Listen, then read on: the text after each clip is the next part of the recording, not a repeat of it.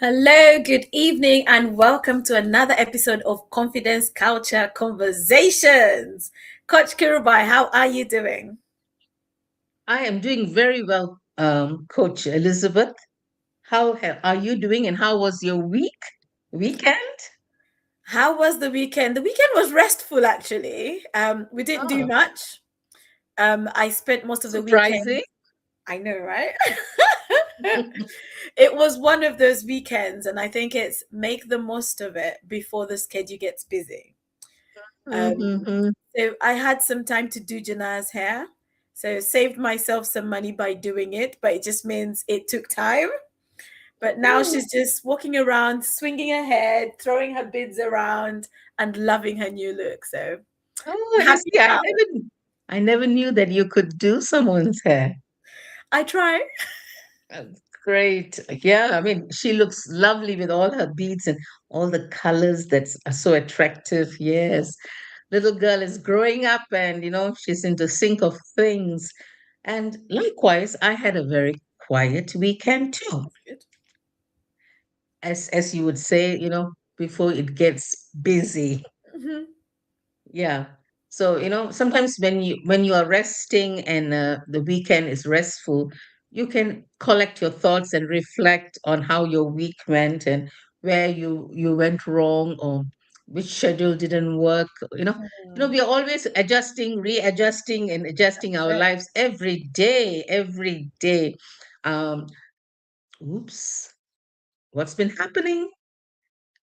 We lost you.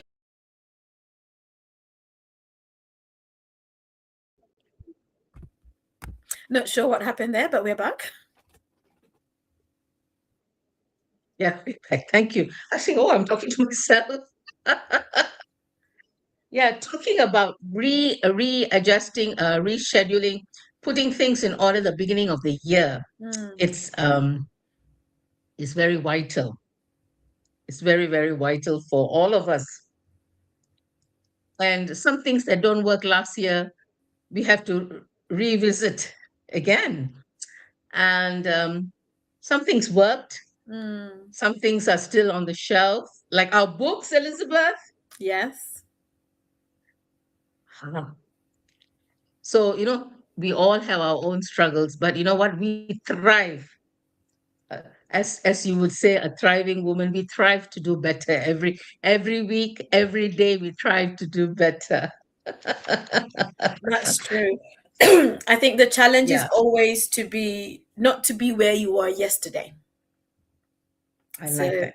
whether it's just one tiny step of progress that you've made, or whether it's a huge leap of progress you've made, the fact is, are you moving forward? Are you moving in some direction, preferably Mhm. not backward, but forward? Preferably not just sideways, but forward, whatever that looks like. Yeah, yeah. To be honest with you, we need to embrace the little wins that we have Mm. and to move forward. Yes, we do. So, diving into our topic today, I'm excited because of the fact that, talking about reinvention. Last week, we spoke about the power of personal reinvention. Mm. And yes, of course, the topic took a different path, but, I think it was a very good discussion we had. I had some feedback from somebody who I didn't know, who just got back and said, yes, we have to think differently to Mm. have a different path. So you spoke a lot about mindset, Elizabeth. And today we are taking in a little further, a little bit of a depth into the area of confidence in career reinvention. And Mm. I think we have a little bit of authority because both of us were in finance. Yeah. Both of us, both of us were in finance, and completely there was a switch in both our careers, and you are in a happy place and I am in a happy place because we took the new path of reinventing our careers. So before I let you take the mic, as one would say. I just want to give some statistics about career reinvention. You know, as of 2025, there was 1.83 million unemployment in the UK. Mm, It's a staggering figure. mm, So last year, 2025, was the all-time high comparatively for the last 4 years. So the increase from 4.3% to 5.1% previously. So every year there is an increase. We say there is a global recession. There's global warming, global recession, food shortage, money shortage, everything shortage, and how people like you and me are going to live. mm. And so I thought this unemployment thing is it's very scary. So what are people going to do when they're not employed? Mm, A burden eventually on the nation, because they go into job plus, they get their allowances. But you know what? You need to survive. So how do we survive in these unprecedented times? mm. So you got to find something that you love. Probably it's a time to realize your dream. Yes. So over to you, Elizabeth. Thank you for setting me up there. See, You are a career coach. Come on. like you mentioned, Kirubai, those figures are staggering. I think the reasons for unemployment could be various different reasons.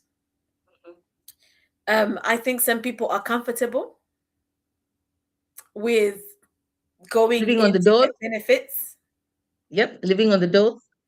So I think there are some people who are comfortable like that. I mean, I've had stories before where people don't want to get healed because it means they have to go out and get a job. So Mm, they would rather stay on the benefits they're receiving. So there are different people out there.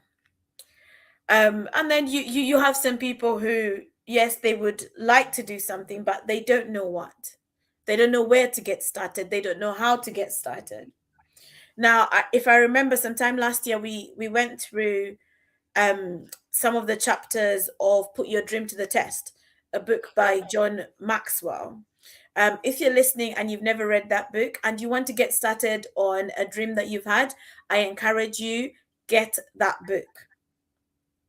Get that book. It will be a good foundation to start. It will be good to stir up the dream that's on the inside of you. Last week we also mentioned about doing a wheel of vision board. life. Oh yes, wheel of life. Doing a Yes. wheel of life. I think it's really good to do the self reflection and realize the areas where you need to improve on or the areas where you want to improve on. And you start to think, well, how can I go about making improvements in this area? And in some instances, the income that's coming into your house will determine what you can do in those different areas. Mm. Um, so yes, it's important for us to have this conversation. And also to even just address, you might be in a job that is comfortable, but you don't like it anymore. Like it's just a job. It's, Pastor Matthew Ashimolowo says a job is just over broke. That's how he defines having a job. So you might be in a position where you you're tired, but you don't know what next. You might even be in a position where your company has said, unfortunately, we're letting go. So there might be people that are listening to this, and that's where they're at. But we might also have some people listening who have a dream, have a desire to start something, to birth something, and they want to get started on that. So I think first of all, like let's if we touched on the area of entrepreneurship or going out to start something that you've been longing for. Entrepreneurship is not easy. Let's be real. Any change is also not easy. So you have to be committed. You have to have some element of accountability around you. You have to make sure that you are not someone who is going to lose focus. And when I say lose focus, don't just jump on everything that is trending, because we have some people like that. You know, stuff is being a TikTok seller is trending. Let me do that. Being this is trending. Let me do that. But you're not giving time to the things that you're doing. You're not going deep into those things. And it's easy to do that. And you know, we hear a lot of people say you need to have more than one income stream. So looking at the options in front of you, what can you do? There was a program on Channel 4 where this lady did research on different jobs or different businesses that people could do. And she actually trialed them out. And she spoke to people who are doing these things. And she was like, yeah, you know, you could do this if it's the thing for you. If you're techie, you could do this. So she gave them a try. She gave a few days to those things. And like one of the things was selling secondhand clothes on Vinted. There's some people who are making loads of money by selling secondhand things. And so she did some research. She talked to people who are doing well in it, you know. And one of the ladies said, well, I go to car boot sales, so I get cheap stuff on the bargain. She said, I go to those auctions where they auction luggage that has been left behind. You never know what you get in those suitcases. Sometimes you get Yes, some good yes, of stuff, course. sometimes you don't. So she goes to things like that, and then she gets all the clothes, she washes them, and she takes some pictures. So she says it takes time. You know, you take your pictures and then you post them all on Vinted. You know, use AI to help you define or put a description on the items, and then you put them on Vinted and let people buy. That's how some people are making money. Obviously, with that one, if people order, then you have to go and post the item, you know. And then she did something like print on demand. So you design something online and people can order, and it's printed on a mug, it's printed on a cup, and you don't have to do the work. The work that you're doing is designing, setting up the online store, and people just come through it. So she enjoyed that one. She said that one was less time consuming. But for everything that you want to achieve, you're going to have to put time to it. So you must first commit and say, is this something I can commit to? Because you don't want to be someone who starts and never finishes. That's not a good track record. For those who are in their career and they want to rise in their career, you need to start thinking about, well, what does rising in my career look like? So what am I working towards? What's the next thing for me? Do I want a total career change, a total shift? Or do I just want to go one level up in the work that I currently do? Because those two, the path for them might be totally different. For one of them, you might need to retrain. Mm. If you want to do something completely different, you might need to retrain. If you just want, you know, to move up in your career, then think about what are the things that you can do. So if I use myself as an example, and then I'll hand over to Kirubai. So I have, like Kirubai says, we have both reinvented in terms of careers and business and all that stuff. I have a degree in electrical engineering. When I left university, I was looking for an engineering job, but sadly, I wasn't able to get a job. So while I was looking, I thought to myself, Elizabeth, what can you do? What experience do you have? What do you have in your hands? And I remembered that before university, I had part-time jobs where I worked in call centers. So I have customer service experience. So that's what I started doing. I said, let me look for a customer service job in a call center. Why not? I've got the experience, I can do it. And actually, within a week, I was called for a job. And the job was working in a call center for a bank. And I thought, okay, we'll start here. My intention was never to stay. Now, it was basic. I was working with some people who had been there for 5, 6 years. And to me, I'm like, I'm not here for that long. I'm passing by, I'm passing through. This is just me on the way to my next thing. But for some people, they had settled there, they were comfortable with that. So I told myself, while I'm here, what next? I was still applying for engineering jobs until one day I said to myself, actually, Elizabeth, what do you enjoy doing? Where do you see yourself going? And I realized that I'm not somebody who likes working with machines, computers. I love working with people. I love interacting with people. And so I made a decision not to apply for engineering jobs anymore. It was a tough decision because I had to go and tell my dad, actually, your electrical engineering daughter has decided she doesn't want to apply for engineering jobs anymore. Do I want to go and do a master's? I wasn't ready to go and do a master's because I thought, what am I going to do the master's in? I don't want to do a master's for the sake of doing a master's. I need to know why I want to do it and what field I want to do it in. And so I decided to make a path for myself within customer services. So I said, I'm working in a call center offering customer services. What can I do to upskill myself? I signed up for a certificate in regulated customer care. I did that. It was an online course. I passed it, put that on my CV. Happy days. I started looking.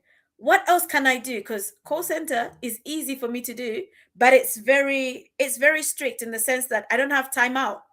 I have to log Mundane. in by this time. I have to log off by this time. You can only spend this time on the call. And there were targets. Yeah. And I didn't like the pressure. So I started looking. And then one day I saw a job in a law firm. And they were looking for someone to help with their new client onboarding. So I would be working with sort of money laundering kind of new client stuff, doing the due diligence. So I said, why not? Let me apply. So I applied for it. And when I went for the interview, I wasn't sure what to expect. But that interview was like a conversation. It was one of the easiest interviews I've had. It was like a conversation. And when I reflected on it, or when I went back to speak to my manager about it, I got the job. When I spoke to the manager about it, he said, one of the reasons why your CV stood out was because of the certificate in regulated customer care.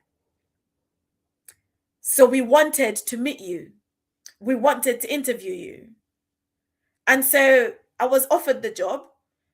It was less demanding compared to the call center job, but I was getting more money.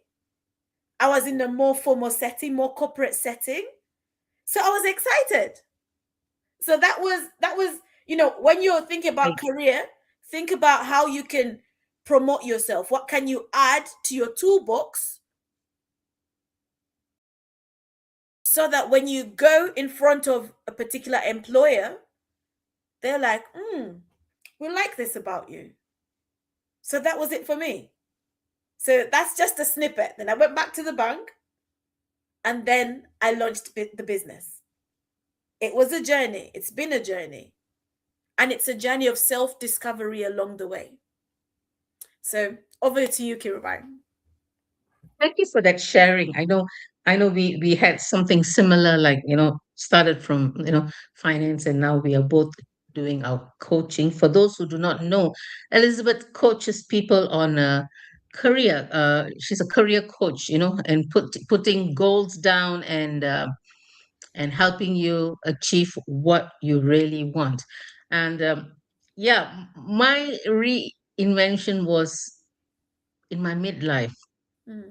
because I also started off, like you, like you means I also started off in a solicitors firm. There you go.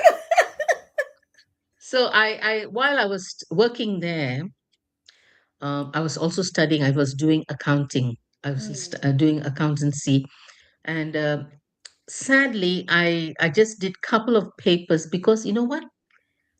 I didn't have proper guidance, and it was not my cup of tea. But but by saying that, that certification got me a better job There you go. in the bank. But while in the bank, I was also in customer service. You know what? Love to chit chat with my customers. Made them feel so welcoming, and I held that position for 17 years. I Wow. enjoy.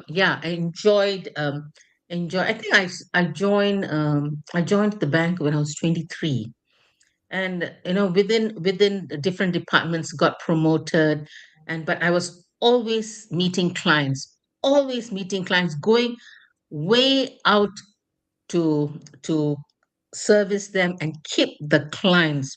And I was also, I think, one year got an award in the bank, the best customer service in the whole of Malaysia, West Malaysia and East Malaysia. So that Wow. was a feather in my cap. That was great, you know. But as one would say, there is this nagging thing.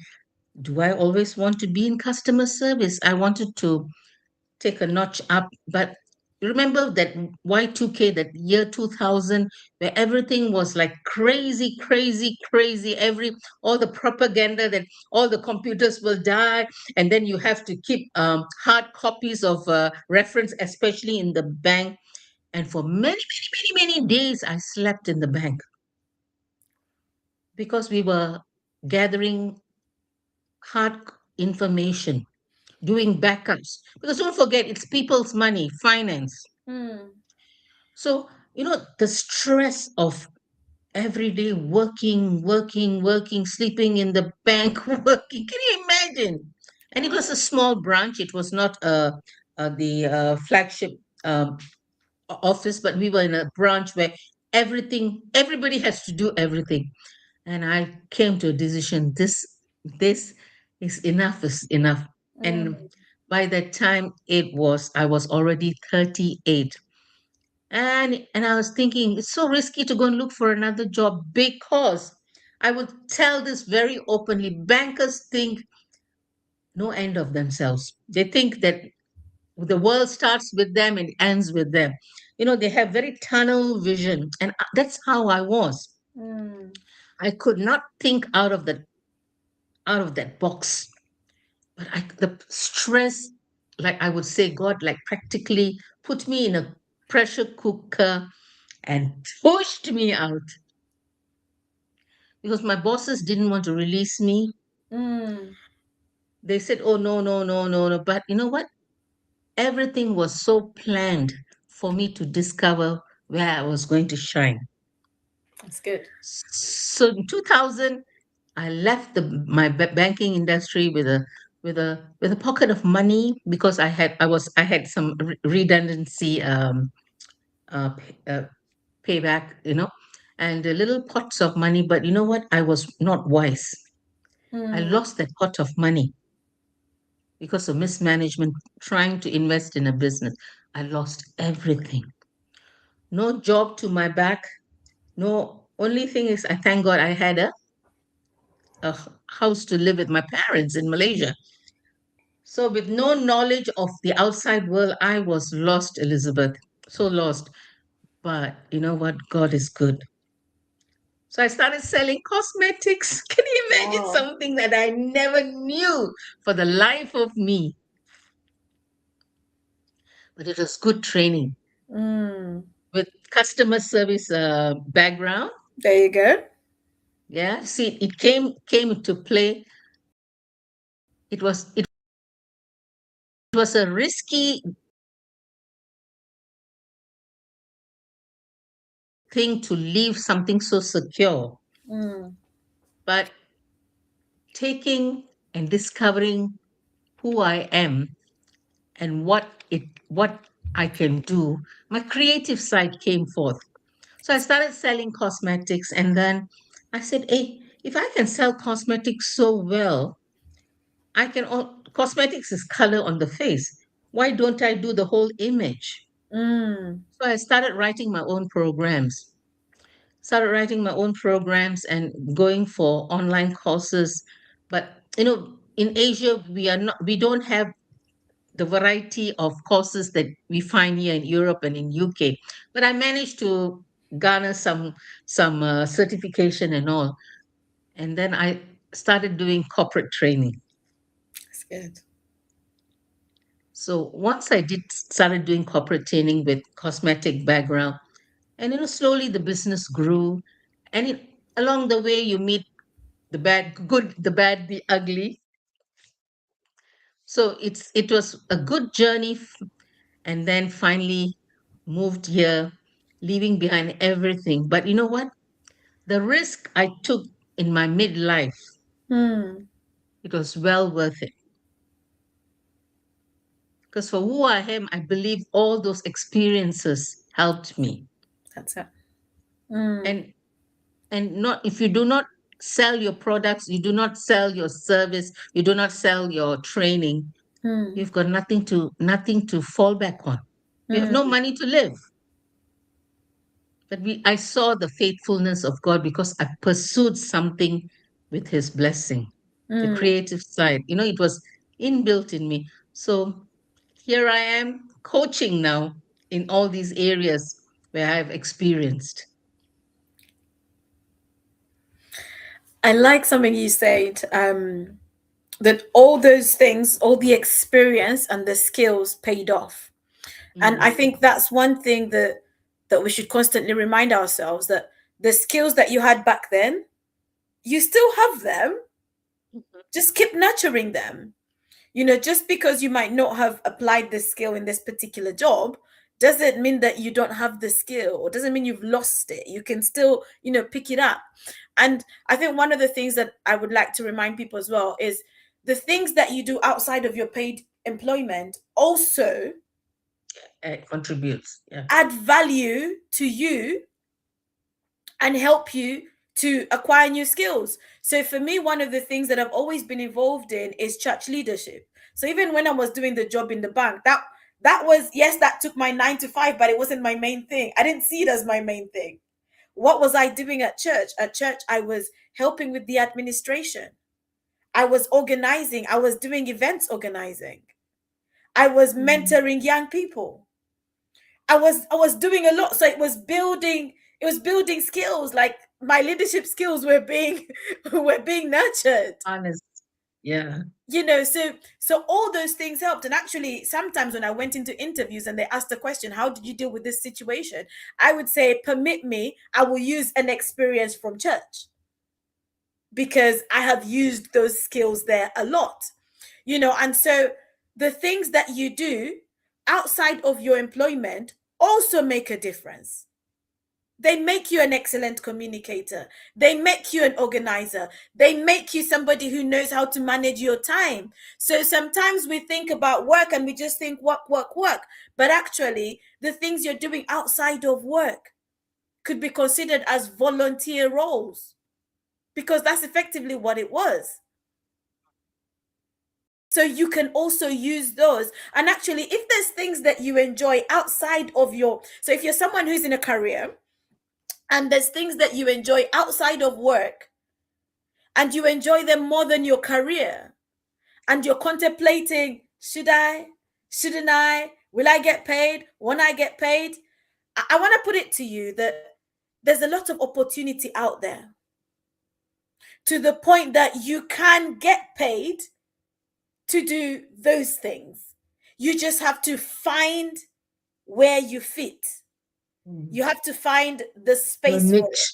Yeah, the So if niche. you're someone who, for example, enjoys, let's say you enjoy working with children, you're currently, like, working you're in a job, you're in a, working in a company, but you actually enjoy working with children. You can do online tutoring. or you can do in-person tutoring, and you can charge for it, and you can get paid for it, and you can build something out of it if you're Mm, able to put time and money towards it, mm, if you're able to invest in it. If you're someone who enjoys talking, you can be a speaker, but you can also use your voice and get paid to do voiceovers, to do audiobooks. So if there's things you enjoy, you mm. can tap into a market where you get paid for it. Sometimes when I go into schools and some of the kids say I love playing video games, I spend a lot of time playing video games. Sometimes I stop and I say, do you get paid to play the video games? Because some of them are earning money. So I'm like, if you're earning money, okay, just make sure that school is still a priority. But if you're just playing and time's going, so it's skills that we can also teach our children. Our children don't have to be a certain age to start earning money. If they're good at something, if your child is good at baking, they could bake something and make some money, get friends and family to purchase. Mhm. If your child is good at work, my husband's nephew, he's good with sort of, I want to say calligraphy, Calligraphy, when you yeah. when you when you do the writing and in an artistic way. So he does a bit of, not necessarily graffiti, but he's good with doing some designs. And so we say to him at some point, are you making money from this because you do it for your friends sometimes? And he said, yeah, I'm making some money. So he charges them a little bit of money. So train your child to start developing these skills, because actually it's going to prepare them for when they're older. It's Mm. going to help them with their money skills, which is something that we don't necessarily get taught in school because it's not math, science, English, geography, history. So train your children with money skills because we all need it. I like that point about training the children from a very young age to manage finances and to make money, to Yeah. build that kitty. Yeah, that's something that it's really very important these days with our young people, because they spend, they want to spend mommy and daddy's money, and not knowing the value, because as you see, things are so difficult around our lives, and they need to value, and when something they work for it, they value it better. Yeah. People, and I think one of the beauties of the times that we are living in is the internet has created this global village, and Yeah. we are able to do so much more. So if, for example, your child is good at art, Mm. they can draw something and you can sell it online. They don't have to be the ones on social media. You can do it for them and they can start earning something. Mm. If you go on YouTube, some of the most watched videos are kids' videos. Yeah, I know. And you go there, it's millions of views. Well, guess what? They're making money.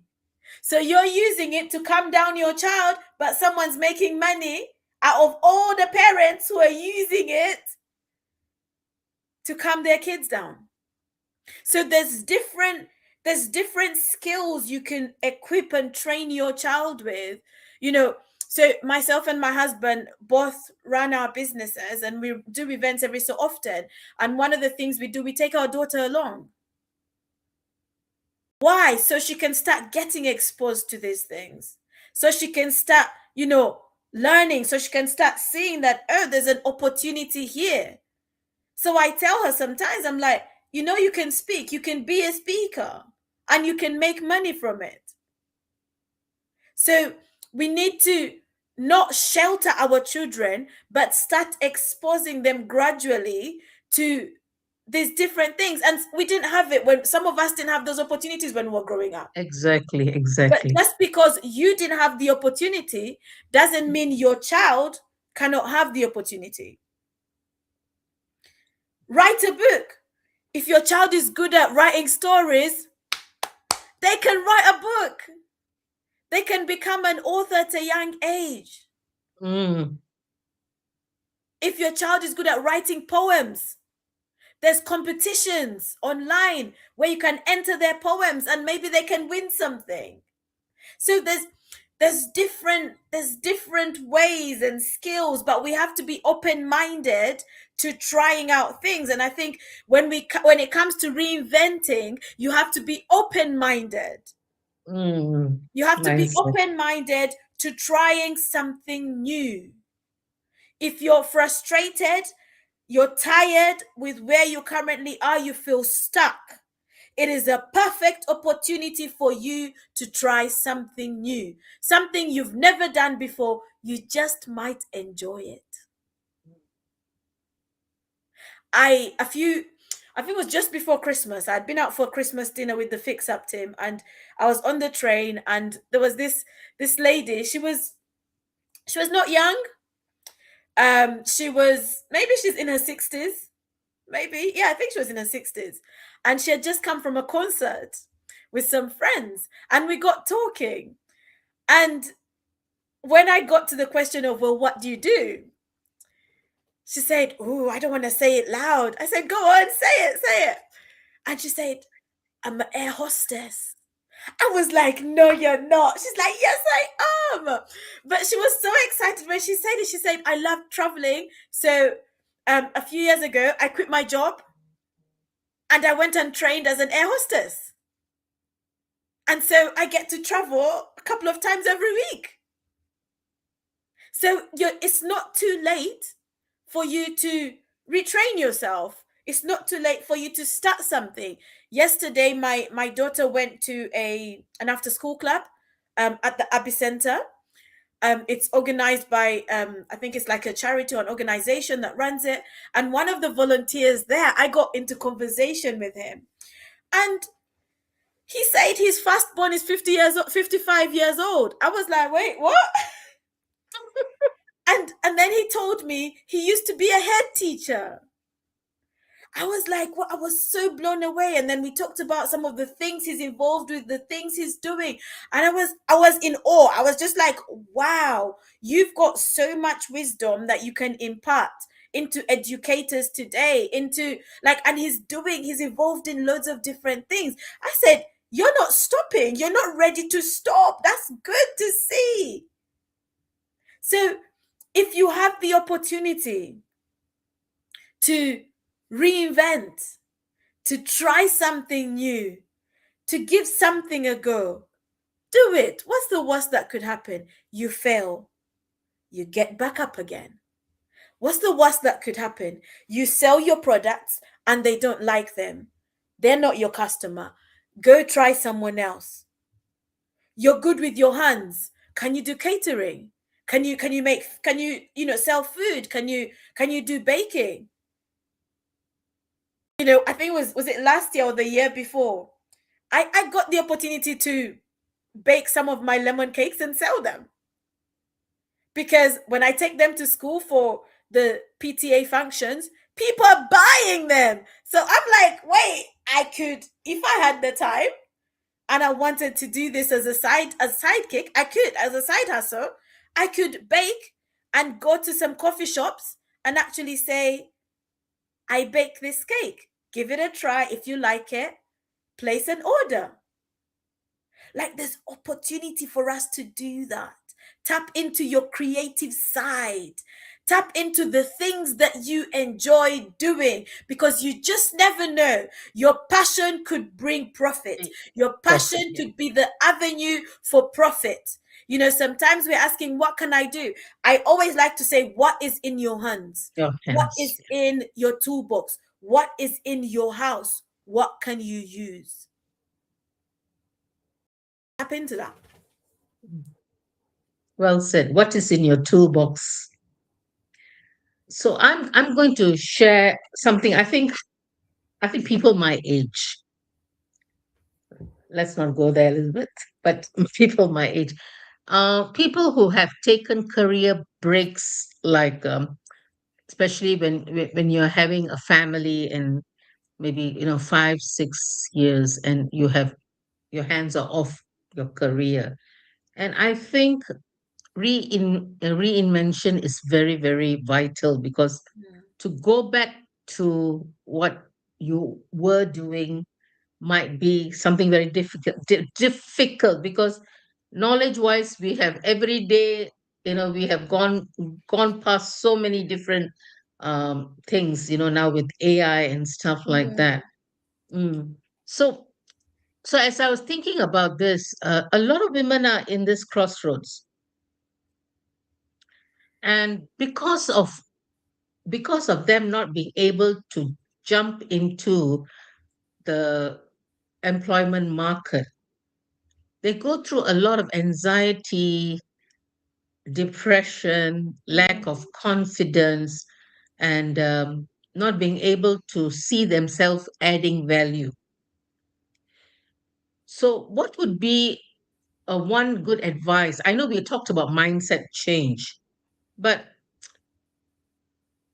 as a mother, you are constantly with children and family, and you are at the place of being in the home, cooped up, and suddenly you say the children have all grown up, and then you want to step into the career that you have so loved before. So, what would your one advice be for that, Elizabeth? Because reframing gaps is one of the things that uh, we talked about, the 15 invaluable Laws growth of plans, growth. by about in John Maxwell's book. So what would your one advice be when you take a career break, Elizabeth? One advice, I don't know if I can make it one advice, but I think what I would say is, before you get back into what you used to do, is take a moment to reflect, because what you enjoyed in a previous season might not be what you're going to enjoy now. Mm, And because you're in a different season, if for example you were someone who you've had children now, and coming back to what you used to do is going to be time consuming, time demanding, and it might take you away from your children, how are you going to feel about that? Is that what you really want to be doing? So I like to say, what are your values and priorities? So reflect on what your values and priorities are for this new season that you're in, before you throw yourself back into what you used to do. Because the demand on you will still be there, but can you give all that that job needs in this season, will be something you need to reflect on. I remember when I was working in the law firm, um, and it was hard for women, in the sense that, someone would be off for maternity leave, they come back, mm, mm, they probably come back and they're pregnant again, but they don't say anything. Then they wait for a few months, then they're like, oh, I'm pregnant again. And then the conversation for maternity leave happens again. So their career is not progressing, but they keep taking time off. Thankfully for them, they're still getting paid because they're still in the books. um but what I would really say, because, like, for example, with law, it's time consuming.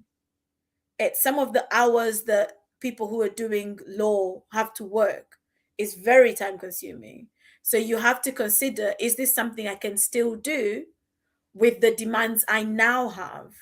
And you have to be honest with yourself. Be honest with yourself. Have the conversation with, for those who are married or partners, like, have the conversation, because you're going to need their support.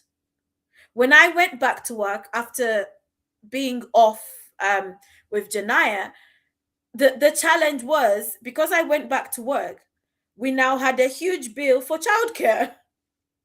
mm, So you had to now think, wait, if I stayed at home looking after my child, we don't have to pay childcare. But then it means I'm not earning as much as I could be. So we had to weigh that, and it became the case that I didn't go back to work for 5 days a week. I say the money coming back part time so that I would save on childcare for 1 day. So she only went to childcare 4 days, and I took Friday off, and that would be my day with her. Like no distractions, everything off. It's me and Janaya hanging out. That's what I did when I initially went back to work. And it wasn't easy.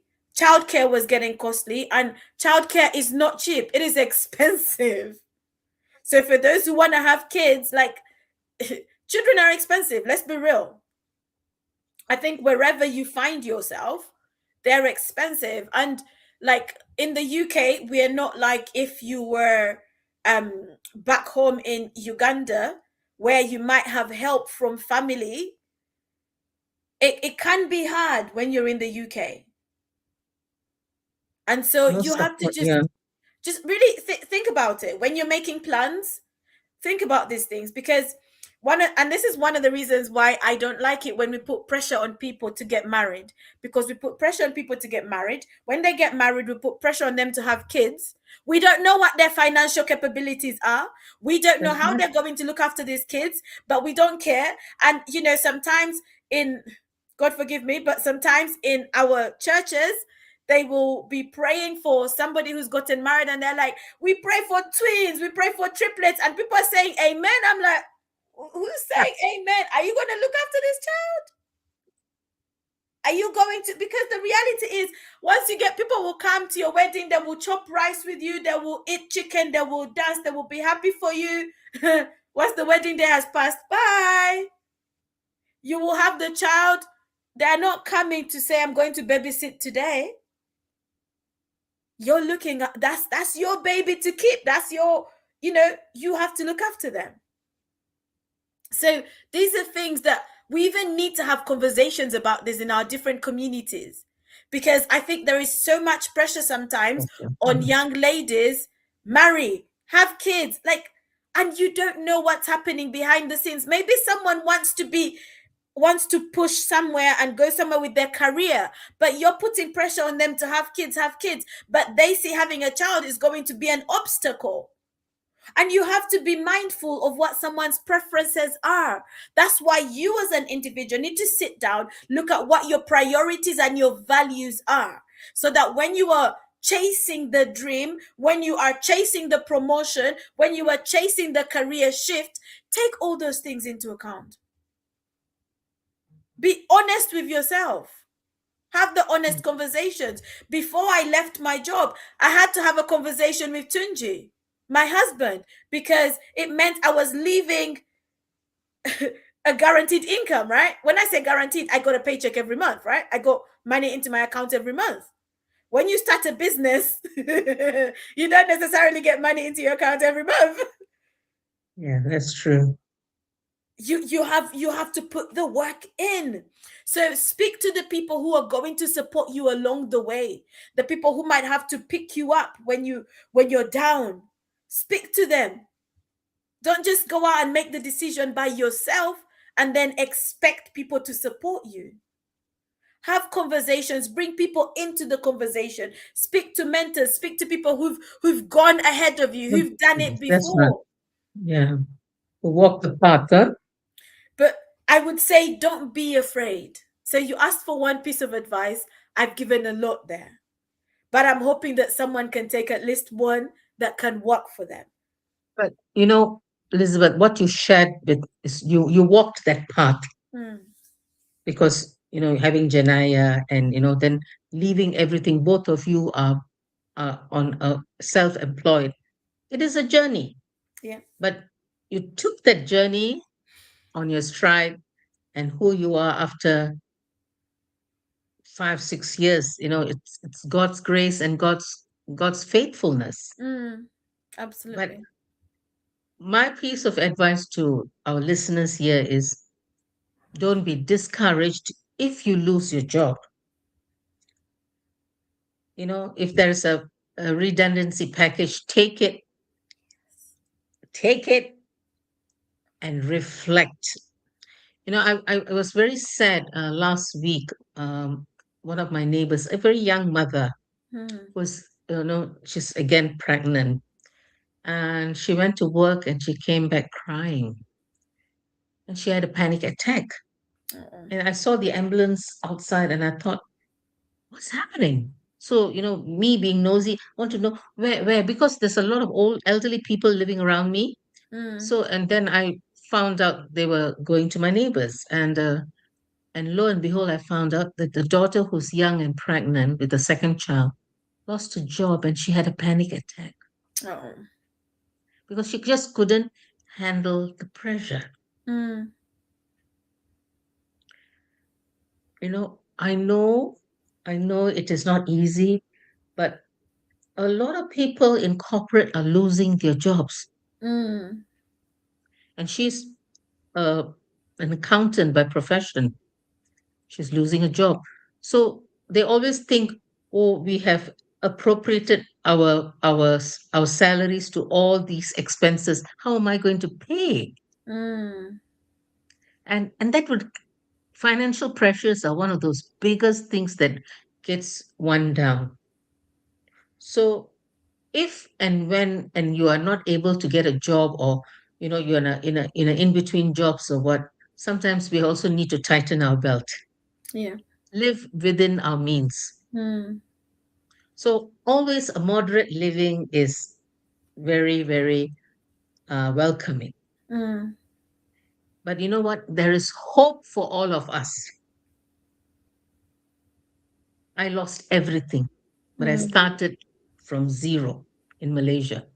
It's my own folly, but I started from zero. But you know what? In that experience, something else birthed, Yeah. and which I carry forth now. After, that was 15, 35 years. Mm. I'm still carrying it. I'm still carrying, and I will not stop because I'm still learning. I'm still learning. And we never fall short when we start learning and Mm. filling the gap of knowledge. For reinvention, I think knowledge is power. Learn something new that you have never learned before. Yeah. So my latest pet is AI, trying to do some funny things. But you know what? It's fine because I learn and then redo things, redo, learning, everyday learning. And yeah, so young people who are who are watching this, and old people who are out there, don't feel redundant. There's always Mm. something in your hands that you can do. There's always something you can do. That's it. And as long as you are still alive, still breathing, you can be a solution to somebody's problem. And we get paid for the problems we solve.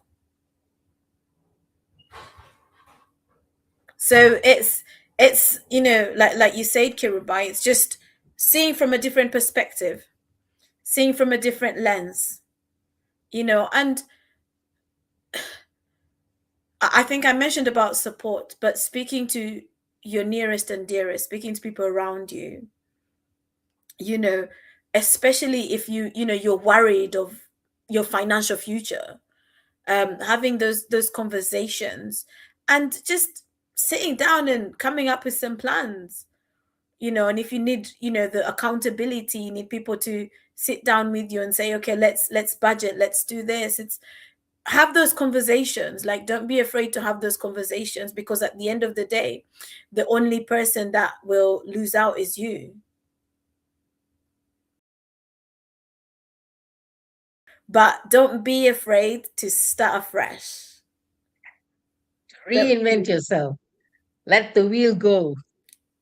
Embrace the wheel. Yes, Elizabeth. I think it's time now. Yeah. So thank you so much for joining us today. We'll be back next week again for another one of these episodes and another conversation like this. But I think just to, if this conversation has hit a spot for you, hit a nerve, please feel free to reach out to us. Myself and Coach Kirubai, we offer coaching services. So feel free to reach out to us. And if we're not able to help you, maybe we can signpost you in the right Signpost. Yeah. direction. So do reach out. If you want to listen to last week's episode, it's available on our YouTube pages. So Coach Kirubai's YouTube and my YouTube, you can find this episode, previous episodes, and more. So like, share, subscribe. We would love to hear from you. We'd love to hear from you. But thank you so much for joining us today. God bless you. God bless you and thank you.